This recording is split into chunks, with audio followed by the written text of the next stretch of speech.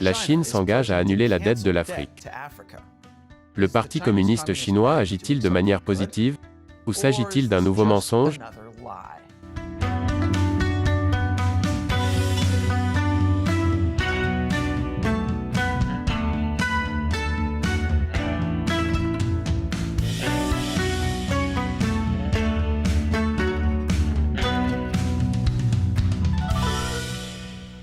Bienvenue sur Chine non censurée. Je suis Matt Neisda. Cet épisode est sponsorisé par PC Doctor Toolbox.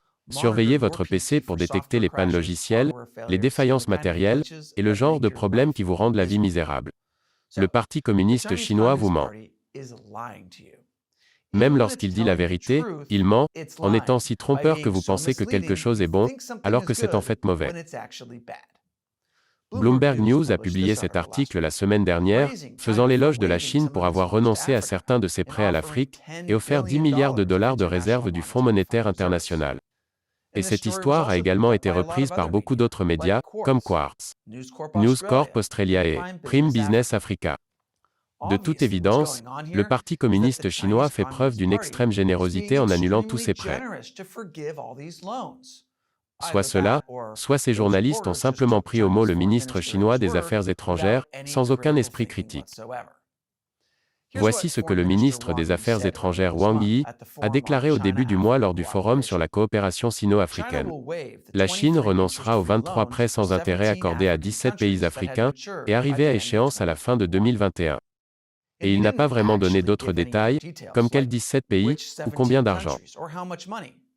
Mais il a dit que l'annulation des prêts intervient face aux diverses formes de pratiques HE monique et d'intimidation.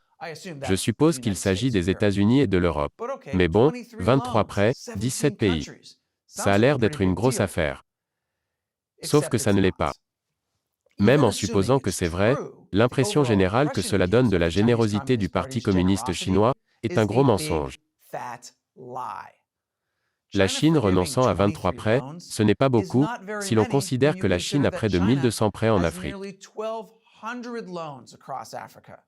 Donc, moins de 2%. Et l'annulation de ces prêts sans intérêt n'a rien de spécial.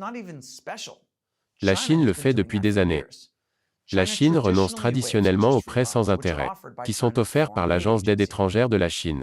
En d'autres termes, la Chine ne s'est jamais attendue à ce que ces prêts sans intérêt soient remboursés. Ils étaient destinés à être des cadeaux depuis le début. Alors pourquoi la Chine prendrait-elle la peine de les qualifier de prêts? Eh bien, peut-être qu'elle veut s'assurer que la nation bénéficiaire sait qui est son papa.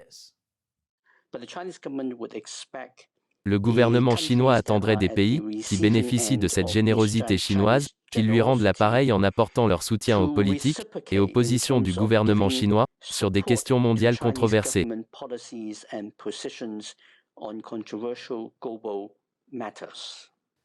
Donc pour obtenir ces merveilleux prêts sans intérêt qu'ils n'ont pas à rembourser, les pays doivent soutenir la Chine.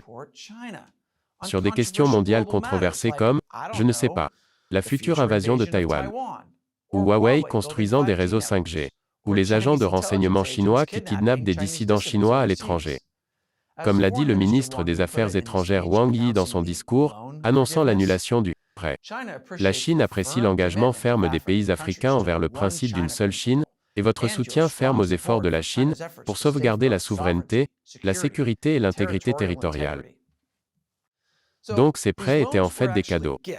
Sauf qu'ils étaient structurés comme des prêts, de sorte que le Parti communiste pouvait y attacher des conditions politiques, puis exiger le remboursement de l'argent si les pays ne s'y conformaient pas. Et comme je l'ai dit, ils ne représentent qu'une infime partie, peut-être 2%, du total des prêts de la Chine à l'Afrique. Les quelques 90% restants sont des prêts réels qui doivent être remboursés. L'argent est généralement prêté pour la construction des projets d'infrastructure de la ceinture et la route. Ces projets sont financés par la Chine, construits avec une main-d'œuvre essentiellement chinoise, et il arrive qu'ils ne se déroulent pas comme prévu. Comme le siège de l'Union africaine, où des entrepreneurs chinois ont ajouté des dispositifs de surveillance, qui peuvent être contrôlés depuis Pékin, le chemin de fer de fret entre l'Éthiopie et Djibouti, qui est en pleine hémorragie financière, et le pont de Sigiri au Kenya, qui s'est juste effondré. Je peux construire des Legos plus stables que ça. Mais tous les projets chinois en Afrique ne se terminent pas par un horrible désastre. Certains d'entre eux ne se terminent simplement jamais. L'initiative chinoise, Ceinture et Route, a donné lieu à un éparpillement de grands projets inachevés ou grossièrement inefficaces sur le plan économique. Pendant plus d'une décennie, le Parti communiste chinois a agressivement poussé les prêts aux pays africains. Il y a 54 pays en Afrique. 49 d'entre eux ont contracté des prêts chinois. Et la plupart d'entre eux ont du mal à rembourser ces prêts. À tel point que la Chine commence à s'inquiéter. Je vous explique après la pause. Bienvenue à nouveau. La Chine commence à s'inquiéter de l'endettement de l'Afrique à son égard.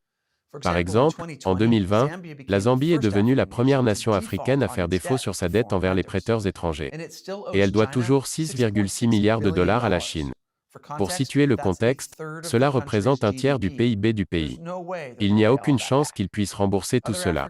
D'autres pays africains sont également en difficulté. C'est la raison pour laquelle en 2021, pour la première fois, la Chine a réduit ses nouvelles promesses d'investissement de 60 à 40 milliards de dollars. Vous voyez, le régime chinois ne veut pas que les pays africains échouent complètement. Il veut qu'ils réussissent juste assez pour encourager d'autres pays à rejoindre l'initiative Ceinture et Route et qu'ils échouent juste assez pour que la Chine puisse négocier des règlements, comme la reprise de ports pouvant être utilisés comme futures bases navales. Que les pays puissent rembourser les prêts ou non, le Parti communiste chinois gagne. C'est ce qu'on appelle une coopération mutuelle gagnant-gagnant. En plus de toutes ces remises de prêts, j'ai mentionné que la Chine offre également à l'Afrique 10 milliards de dollars de réserves du Fonds monétaire international. Qu'est-ce que cela signifie? Eh bien, vous auriez raison de penser que ce n'est pas aussi bienveillant que cela en a l'air. Le FMI aide les pays à se prêter et à emprunter de l'argent entre eux. Le FMI est comme un facilitateur, un intermédiaire dans l'activité de prêt. Ainsi, lorsque la Chine offre 10 milliards de dollars de fonds du FMI à l'Afrique, il ne s'agit pas d'un cadeau, mais d'un autre prêt.